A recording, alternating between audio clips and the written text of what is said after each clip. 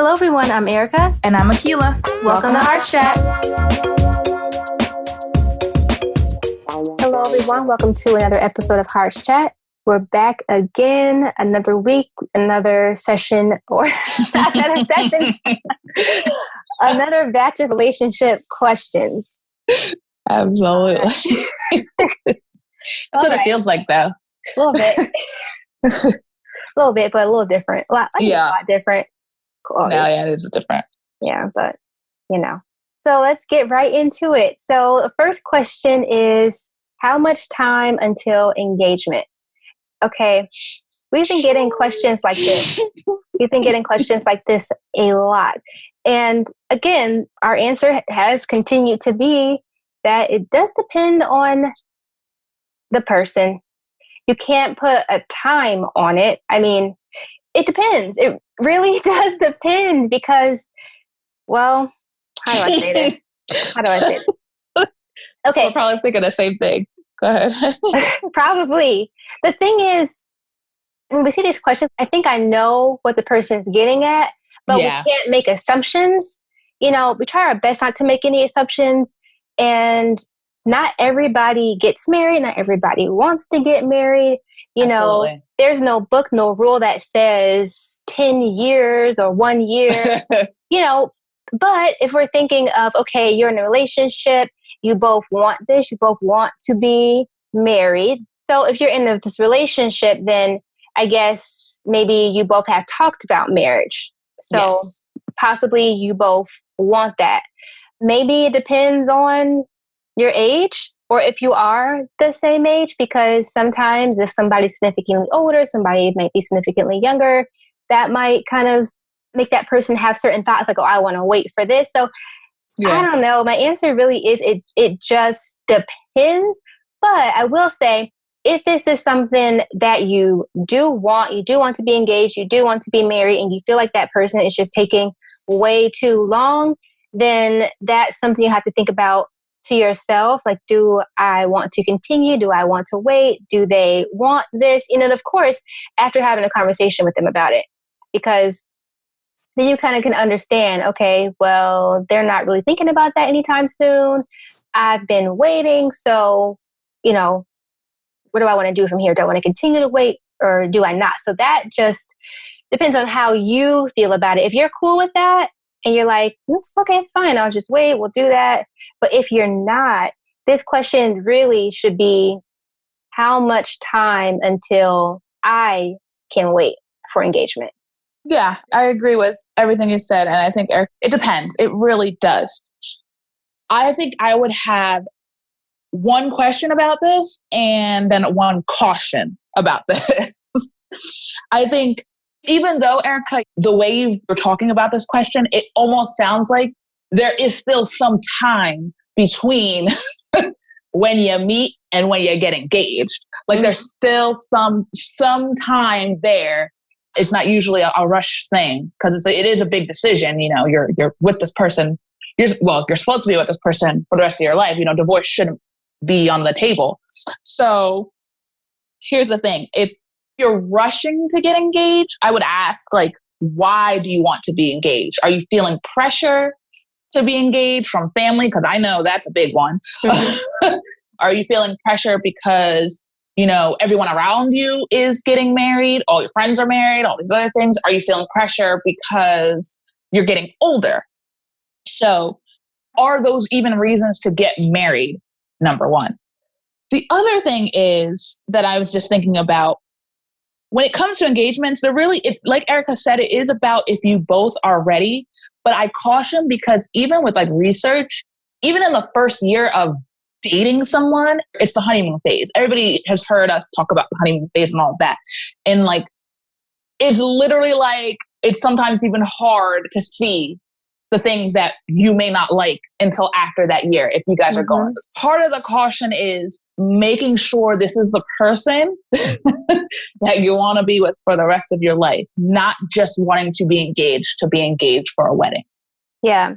I think sometimes with questions like this, people might find comfort in having like, okay, an average time, an average age. We want to Google everything and make sure like, oh, we're doing this right. Like that's right. And this is fine. Everything's good. So it's just a matter of how you feel about it. Yeah, exactly. How do you feel? How does your partner feel? Because you guys are the only two people who are going to be in the marriage if that's the type of relationship you have. So you never know. So, I mean, it's really, really important to discuss it with your partner. Right. And you never want to rush anything. So, okay. Well, I guess we can move on to our next question. And it's, should couples focus on having the same friends? This one is actually really, really interesting to me because I feel like a lot of people have different answers about this. I've also ran into situations where partners don't want their significant other to stay friends with people of the opposite gender, even if they were already friends with them. So I think this is more of, I don't necessarily think you should focus having the same friends. Like you need your alone time sometimes. And to be able to kind of go to your friend and be like, hey, like I was thinking about this. You don't want to put your friend in the middle of you guys being like, well, this person told me this and this person told me that. So I think it's okay to have the same friends, but I don't know if it needs to be a focus to force it. Exactly what I was thinking. I think my short answer here is no. You shouldn't focus on having the same friends because I think friendship should happen like naturally and organically. And so I guess it's convenient. It can be convenient if you do have the same friends, but you can try. You could try to be friends with somebody. But if it doesn't pan out or it just like it's not a match, I don't think you should try to force that, like what you were saying. So it's nice to have, some of the same friends if you want to do like couples night or date with a couple. I don't think you have to have the same friends. That's fine if you don't. And yeah, short answer is no. No. I agree. The next question, is it a deal breaker if your significant other has an issue with your child's father or child's mother? That's a lot because did the child's father or mother do something? Is there like a legit reason here why they don't like that person or has an issue with them? Well, can it be resolved or is it just like, I have an issue with them just because that's your father or because child's mother? That I think could potentially be a deal breaker if it's, just because, that's not a legit reason, and when there's kids involved, everybody has to work together. It's all hands on deck. Depending on the living situations, does your significant other, or they live with you? Is this like, a step parent? Are they a part of raising this child? Because if so, they don't have to like each other. They don't have to be best friends, but there needs to be some level of respect. Absolutely. Absolutely. Everything that you said, it really does come down to what's best for the kids. It should never be, I probably shouldn't say should never, but it should never be at the detriment of the kids' relationship with anybody. Right. And especially if the adults don't have to like each other. They just have to work together, like Eric has said. And I think it is a deal breaker if your significant other is trying to kind of take over that role of the other parent or is trying to destroy the co-parenting. If it's positive, if a positive co-parenting relationship, they may be jealous or have issues within themselves about the relationship. That is a deal breaker. I'm sorry. They're like, if that person is not willing to be a cohesive member of the team for the child, then what is the point? Right. Completely agree. Okay. So next question. What are some suggestions to cope with or maintain a long distance relationship? That's a good one. Yeah. So I think with long distance relationships, it is about obviously being in contact. So you want to communicate, and I think it helps when you plan in advance. Yes. So you can have things to look forward to. We're going to do this next month, or I'm going to see you this day, or maybe, depending on how far you live from each other. If you live, driving distance, and I'm going to see you every weekend, and maybe I'll see you twice a month, or I come visit you this time, you come visit me. So it takes some planning and some communication. I think those are some tips that can help you maintain a long distance relationship. And then also just, you really have to be completely, all relationships, you should be honest, but in long distance, you got to throw it out there, we're long distance. I can't see you every day. You can't see me every day. Are you being truthful to this relationship?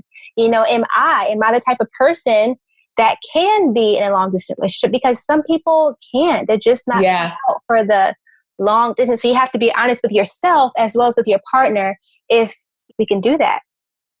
No, absolutely. I think another thing to add to Erica's suggestions, or technology is definitely your friend.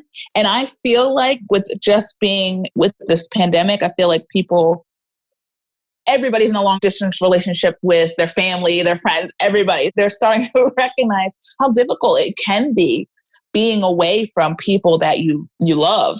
Yeah. So, I think like you said, Erica, it's important to plan and think of fun ways that you can get together even over video when you're not able to physically be in the presence of that person. Yeah, ways to stay connected. And I also think one last thing would be, when I see how to cope with it, well, is there an end goal in mind? Is it we're going to continue long distance? I'm trying to cope with it because I'm trying to deal with it. Or is it okay, we're doing this right now, but our end goal is to be together. So I'm kind of struggling with that because I want to be together now. So talking about your plan for what's the end goal here. Absolutely. I agree. Okay, so we're out of time. These were some really good questions. And I'm looking forward to doing these questions next week. Me too. I like to continue going because this is so fun. And the questions are really, really, really good questions. But we'll stop there and then we'll pick up again next week. And as always, you can look at our Instagram, Hearts Chat, send your questions to our DM. Send them to our email or our website, heartschat.org, and all of our contact information is on our website and also on our Instagram, which is called Hearts Chat. All right. All right. Catch you next time. Bye. Thank you so much for listening to Hearts Chat today, where we speak from the heart. We hope that you enjoyed our show. Catch us weekly on our YouTube channel and our website, which is heartschat.org. Be sure to follow us on our social media pages at Hearts Chat. We'd love to hear from you. If you have any questions or topics that you would like for us to talk about, email us at contact@heartschat.org. And for all of your personal relationship questions, visit our website, heartschat.org. Click the From Erica's Heart tab to ask your question anonymously, and we will respond within 24 hours.